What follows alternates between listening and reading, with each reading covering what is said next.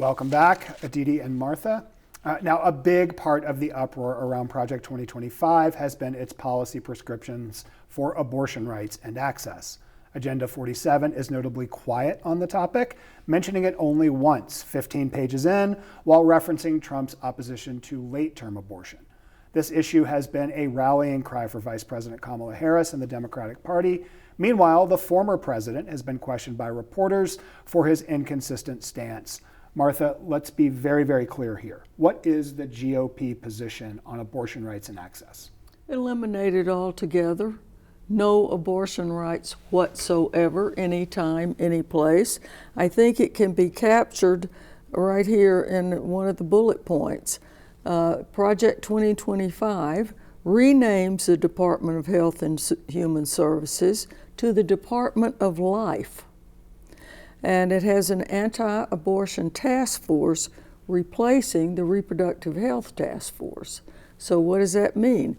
Now they are going to report, and that's in there too, they're going to report any woman that has an abortion, goes out of state to have an abortion, or takes up mifepristone, the abortion pills, basically. Yeah. They'll be reported to law enforcement. They also are going to dismantle, there's something called the EMTLA. It's an emergency treatment for women that are having difficulty, they maybe go into premature labor or that kind of thing. And states and hospitals that get Medicaid funds are mandated to treat that, regardless of what other things may be on the books. If it's a life-threatening thing, they're going to do away with that. Despite the tap dancing in Agenda 47. Thank you, by the way, for clarifying where they actually stand. And one of the things that I noticed about the Project 2025 is that they made explicit that abortion is not health care. Health care does not equal abortion. And if it's not health care, what is it? It's a crime. It's a crime. It's a crime to be pursued by the criminal justice system. The Department of Life, Dee, I want to throw this to you. You noticed kind of a theme that permeated through all of Project 2025. The Department of Life kind of speaks to that. Can you unpack for me a little bit like what that was that you noticed? Yeah, there were two overriding themes I found with Project 2025. The first was a defense of and this is a quote, the biblical family. And the biblical family is a family composed of a husband, a wife, and children. Other families are not really included here. And there's particular attention given to the role of the father. And the father's role and requiring in welfare, for example, that the father contribute before any benefits can be given to the family, which is a rather unrealistic proposition. And yet, this is part of the whole idea of the family, and also that in terms of doing away with Head Start. Head Start allows women to work out of the house, and yet the preference in this document is for in-home child care, that's fine, but there's a real cost because who's doing that child care? And it's women, and women's economic contribution is not recognized in that formula. And there's an economic loss in that formula too. And the other theme that I noticed here was this document, Project 2025, is really righting past wrongs. It's a document that constantly refers to the past.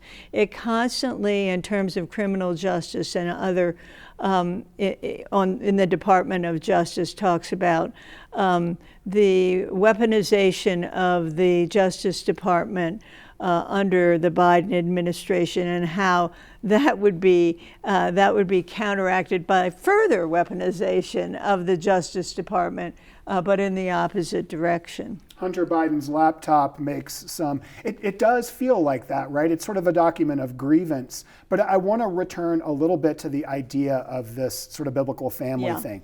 In New Mexico, we think of ourselves, and because we are, as a place that has strong protections for abortion rights and access, strong protections for LGBTQ folks, protections for transgender folks. What does Project 2025 mean specifically for New Mexico when it comes to those kinds of protections? Well, it means all of those protections are under fire, if not on track to be eliminated. And there are a couple of things back to the reproduction, but it gets to the heart of what you're saying. They are going to create a new position called Special Representative for Domestic Women's Health to lead anti-abortion policy in every agency of the U.S. federal government. What is to stop them from bringing that right down to the state, have one in every state? Advocates they're going to hire people to enforce mandated reporting of abortions, miscarriage, or stillbirth. So if you're a woman that has undergone any of that, you're a criminal now.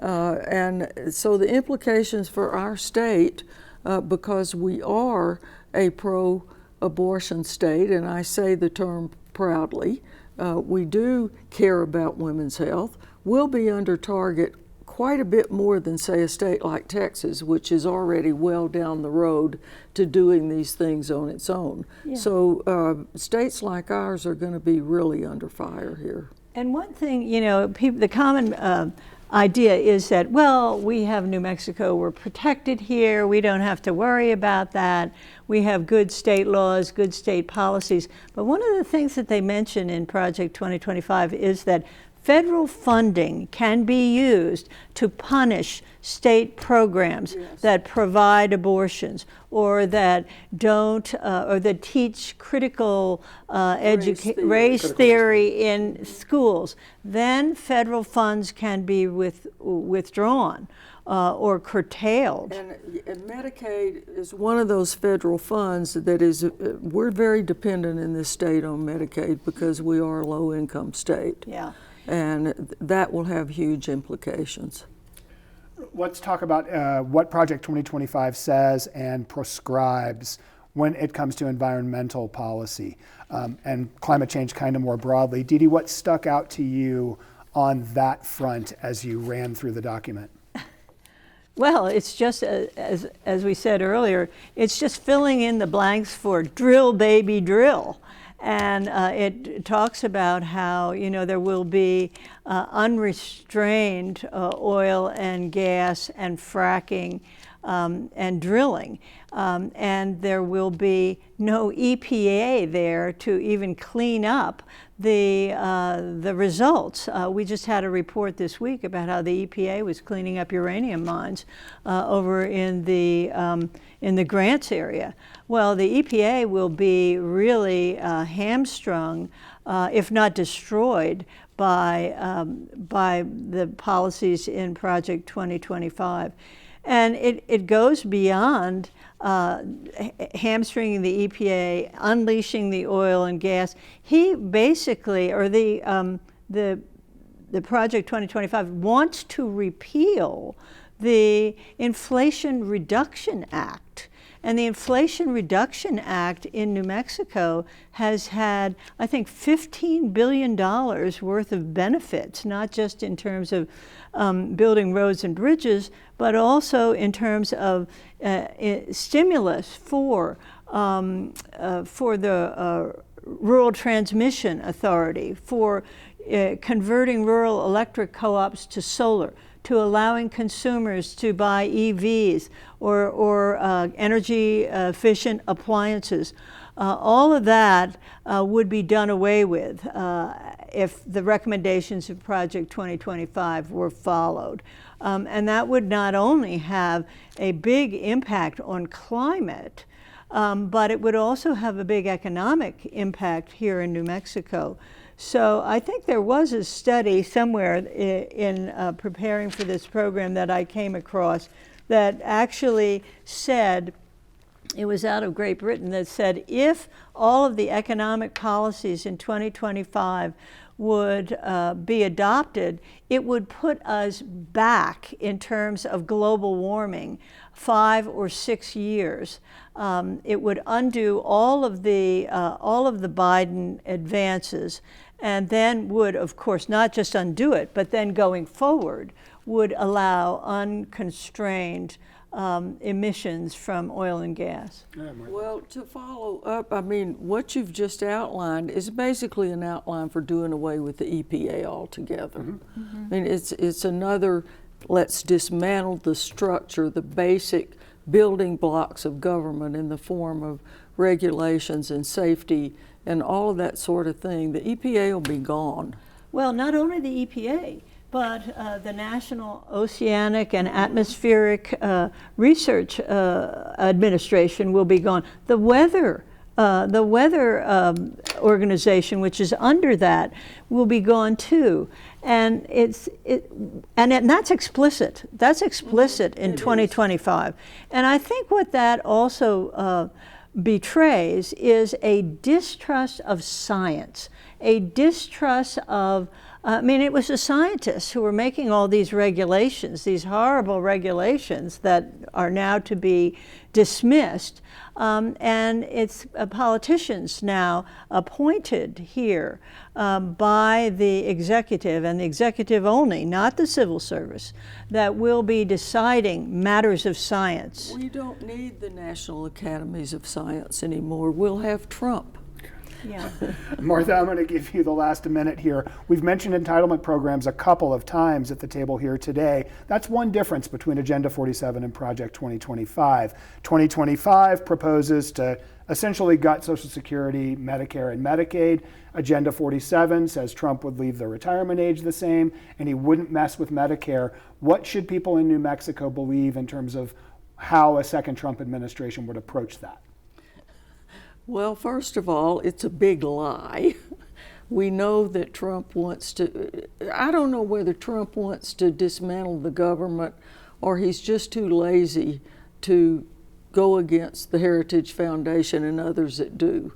He seems to, right now, be enamored with swaying to the music. So we don't know. But I think basically, our mantra has to be trust but verify, or just don't trust it at all. We're going to have to leave it there. Martha Burke, Dee Dee Feldman, thank you both so much for having what has been a very scary conversation today. Thank you.